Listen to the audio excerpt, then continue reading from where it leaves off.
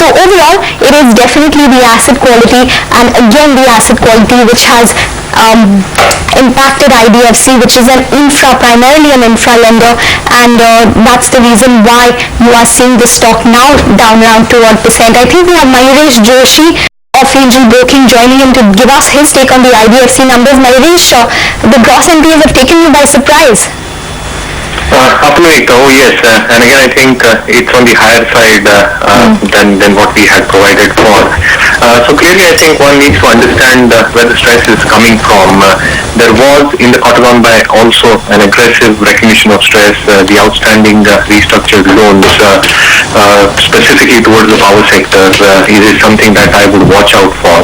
And incrementally I think the exposure on the gas-based exposure is already quite high. So I think one really needs to understand where the additional stress has come out from and whether there has been any additional provisioning as well.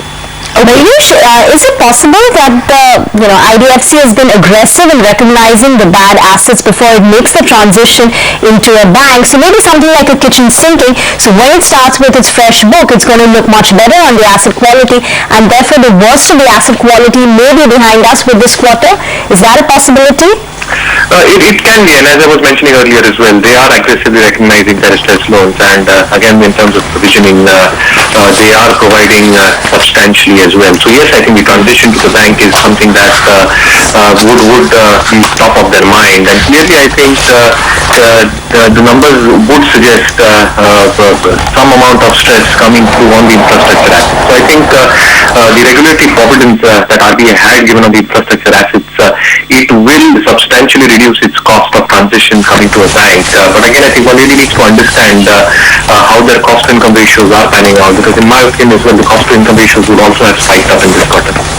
Okay, well, again now I've just pulled up the consolidated figures for IDFC, and if you could just flash the consolidated figures as well. The profit has come in at 254.2 crores, again halved from the 481 crores that they did the same quarter last year. So again there is a deceleration which is coming. Mayuresh, just coming on the fact that how much worse do you think IDFC's gross NPLs could get by the time they transition into a bank? For example, give us how you are working with this 1.5% gross NPA and how you would possibly place it once you make your estimates once they transition into a bank. Give us that piece of perspective.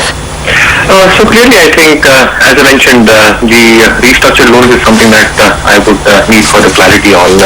But more or less I think the numbers should stabilize around this figure that they have reported for this quarter. So I think the stability should start coming through over the next couple of quarters, at least in terms of asset quality. And again I think, as I was mentioning, the cost-to-income ratios would spike up, and there would be adjusted expenses related to bank branch rollouts. Again I think what happens with specifically their stressed additions in terms of account additions happening would be key. And again I think the PCR has been maintained, so I think the PCR would be stable between that 68 to 70% in terms of further additions or further provisioning on their balance sheets. So I think these things need further clarity, but again I think their tier 1 ratios remain strong, and again the transition to the bank in terms of how the return ratios would pan out would take time, because I think it's got a high leverage on its balance sheet, it's got a high share of infra bonds, and again that will lead to sustainable ROEs. But again I think being an infrastructure loans provider, I think that stress would continue in my opinion for another 2 quarters to see. Alright, just hold on, we'll just address the Strides Arcolab numbers which are hitting us. On the top line, it's just a growth of close to about 6.5%. The margins have come down by 100 basis points to 19%. However, they've reported a doubling in the profits. So profits have come in at 42 crores. Check for the other income for Strides Arcolab this quarter.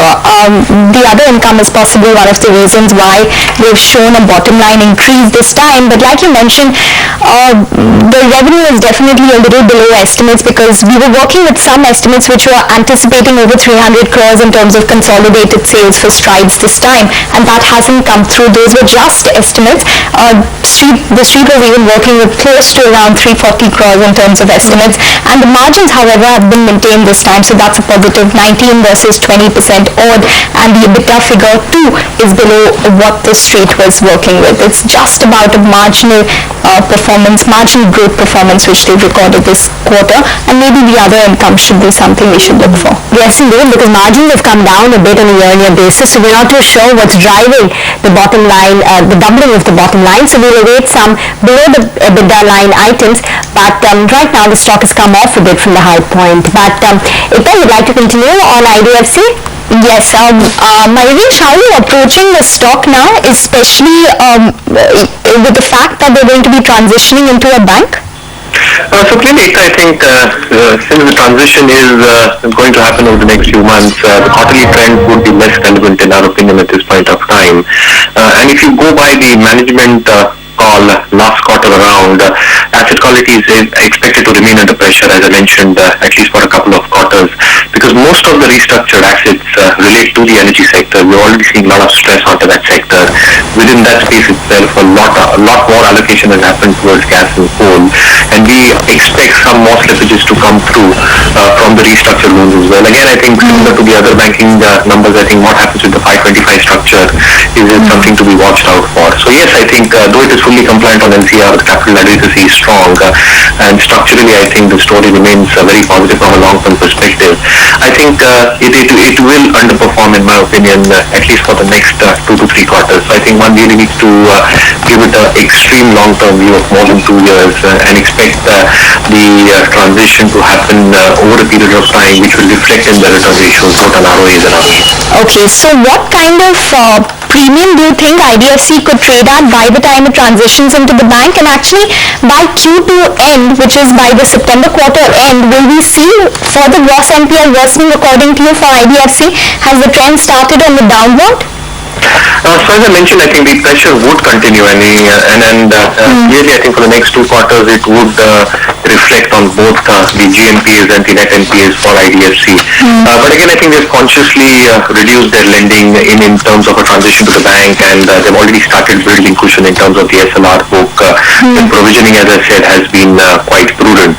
So again, I think the ROAs and ROEs, which is currently getting reflected probably from an FY17 perspective, might be on the lower end. Okay, so Mayuresh, we're just running out of time. Quickly, how would you qualify the numbers by IDFC this quarter? So I think the numbers were soft in our opinion in terms of asset quality, and again the profitability has taken a hit because of the numbers which have come through. So clearly I think the stock might underperform, so I think we're still maintaining a neutral stance. I think we'll wait for consistency in numbers to come through, rework our numbers, and then probably take a call a quarter or 2 quarters down the line. Okay, all right, Mayuresh, we'll leave it on that note. We have Suruchi Jain of Morningstar joining in with her take on IDFC also. Suruchi, it's a 127% rise in the absolute figure of the gross NPAs, and